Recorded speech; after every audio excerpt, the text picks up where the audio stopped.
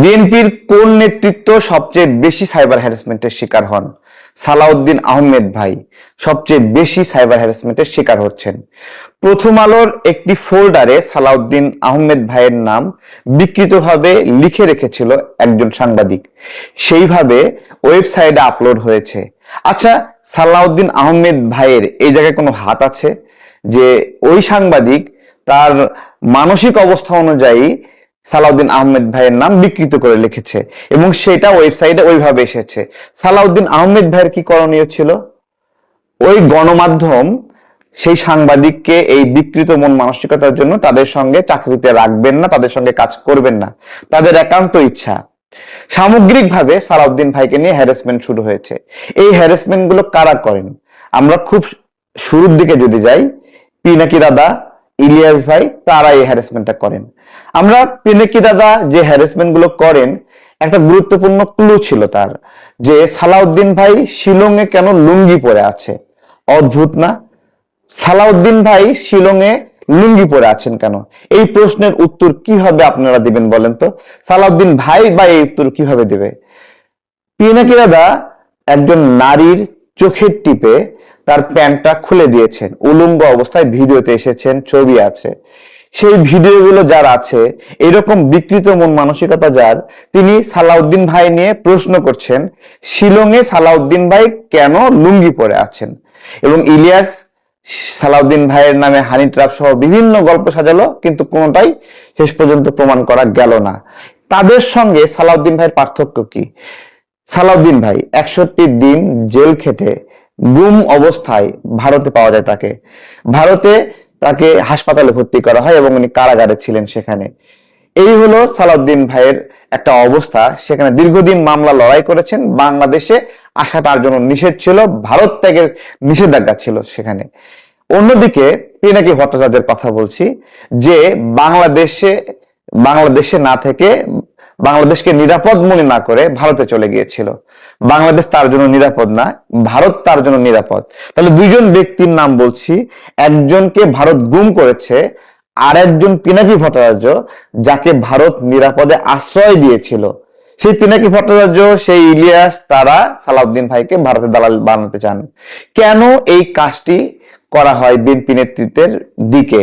আমরা খুব করে স্মরণ করি, প্রথম এই হ্যারাসমেন্টের শিকার হন, আমার মনে আছে, মির্জা ফখরুল ইসলাম আলমগীর ভাই। তিনি যখন বিএনপির গুরুত্বপূর্ণ দায়িত্ব পালন করছিলেন এবং বিএনপি স্পোক পার্সনের মতো ভূমিকা ছিলেন, সমস্ত বিষয়ে তিনি ব্যাখ্যা দিতেন, তখন এই পিনাকি, ইলিয়াস তারা মির্জা ফখরুল ইসলাম আলমগীরকে ভারতের দালাল বানায় দিল।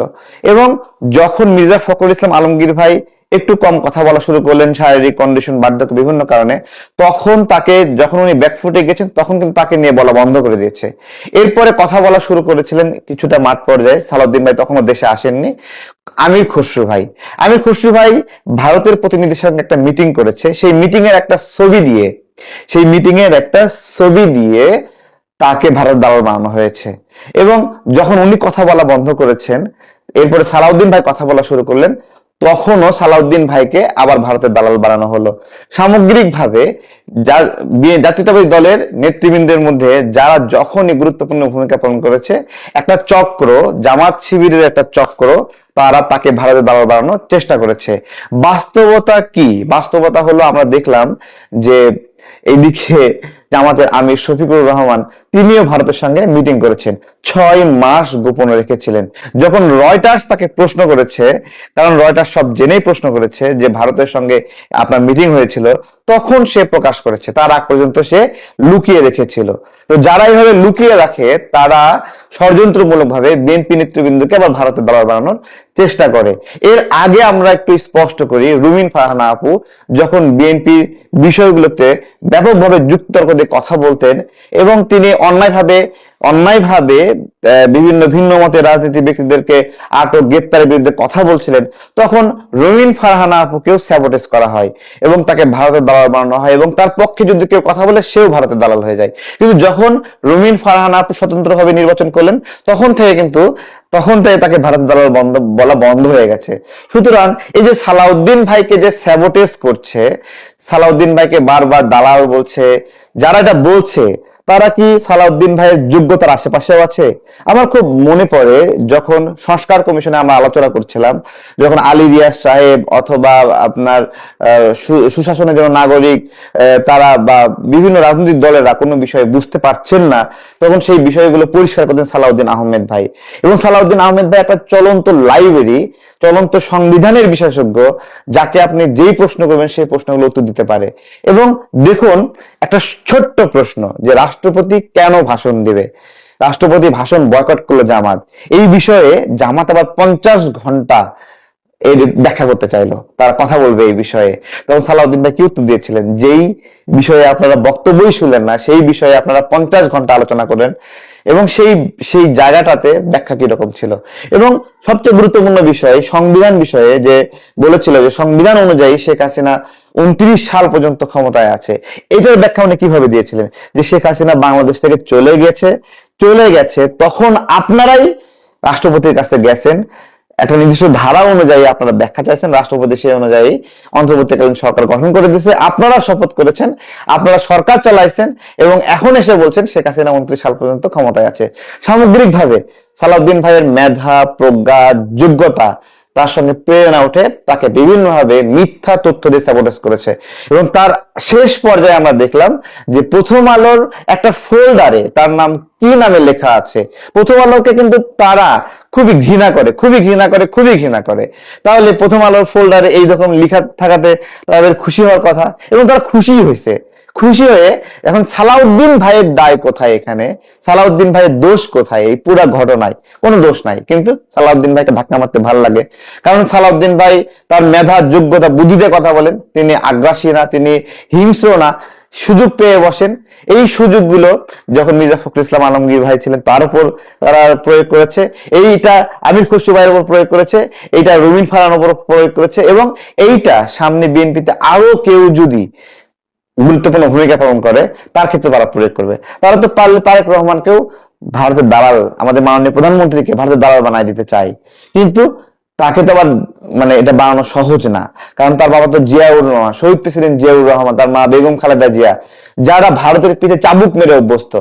সুতরাং জাতীয়তাবাদী দল বিএনপি আজকে যে ক্ষমতায় আছে, আমাদের মাননীয় স্বরাষ্ট্রমন্ত্রী সালাউদ্দিন ভাই যে দায়িত্ব পালন করছে, পররাষ্ট্র মন্ত্রণালয়ে খলিল সাহেব আছে, সামগ্রিকভাবে অর্থ মন্ত্রণালয়ে আমির খসরু ভাই আছে, সবকিছু মিলিয়ে যে সুন্দর ব্যবস্থাপনা, এই ব্যবস্থাপনা জামাত হজম করতে পারছে না। একটা গুরুত্বপূর্ণ খবর দেই, সীমান্তে নাগরিক হত্যা 0 পর্যায়ে আসছে। আমরা দীর্ঘদিন বছরের পরে বছর এই লড়াইটা করছিলাম যে কেন আমাদের সীমান্তে নাগরিক হত্যা হবে, কেন সরকার বলিষ্ঠ ভূমিকা পালন করতে পারবে না। মাঝে মাঝে একটা অস্তিত্বই জানান দেয় শত্রুকে যে তোমরা পারলে হত্যা করো, খুন করো আমাদেরকে, এবং সেই শক্তিশালী অস্তিত্ব এখন বাংলাদেশে অবস্থান করছে। বিএনপি অন্তত এমন একটা দল না যারা প্রেস ব্রিফিং করে ভারতের সঙ্গে বন্ধুত্ব যাবে, যেটা জামাতের আমির বলেছিল, ভারতের সঙ্গে শত্রুতা চাই না, ভারতের সঙ্গে বন্ধুত্ব চাই। এই বিষয়গুলোকে আমরা ভুলে গেছি।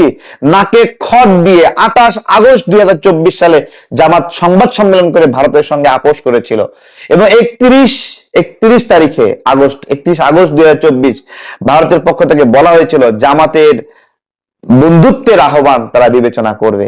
এই যাদের পরিচয়, তারা সালাউদ্দিন আহমেদ ভাইকে দালাল বানাতে চায়, খসরু ভাইকে দালাল বানাতে চায়, মির্জা ফখরুল ইসলাম আলমগীর ভাইকে দালাল বানাতে চায়।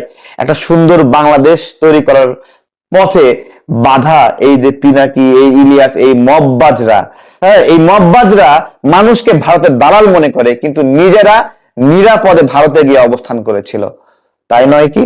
কয়েকদিন আগে এক সমন্বয়ক দিল্লি না ঢাকা স্লোগান দেয়, সারাক্ষণ স্লোগান দেয়, সেও ভারতের কাছে ভিসার জন্য গেছে না, বিটকয়েন নিয়ে ওখানে বিব্রত হয়েছে না। তো এইগুলো হলো অবস্থা। আমরা ভারতের আগ্রাসনকে কিভাবে দেখি, ভারতের আগ্রাসন আমরা রুখে দেওয়ার জন্য যে পরিকল্পনা, এটা তারেক রহমান বলেছে, করব কাজ গড়ব দেশ, সবার আগে বাংলাদেশ, বাংলাদেশকে সবার আগে বিবেচনা করেন, তাহলে আপনি ভারতের দালাল হবেন না, তাহলে আপনি ভারতের কাছে মাথা উঁচু করে থাকবে। সবার আগে বাংলাদেশ মানে কি, আপনি একটা স্বনির্ভর বাংলাদেশ তৈরি করবেন। যেদিন এই দেশের মানুষ স্বনির্ভর হবে, কারো কাছে মাথা নিচু করতে হবে না। আর যদি আপনি পরনির্ভর হন, তাহলে ভারতের কাছে মাথা নিচু করতে হবে, আমেরিকার কাছে মাথা নিচু করতে হবে, রাশিয়ার কাছে মাথা নিচু করতে হবে, চায়নাকে বাপ ডাকতে হবে। তো বাংলাদেশ যখন সবার আগে বলবেন, তখন আপনি কাউকে বাপ ডাকতে হবে না। ভালো থাকবেন সবাই, আসসালামু আলাইকুম।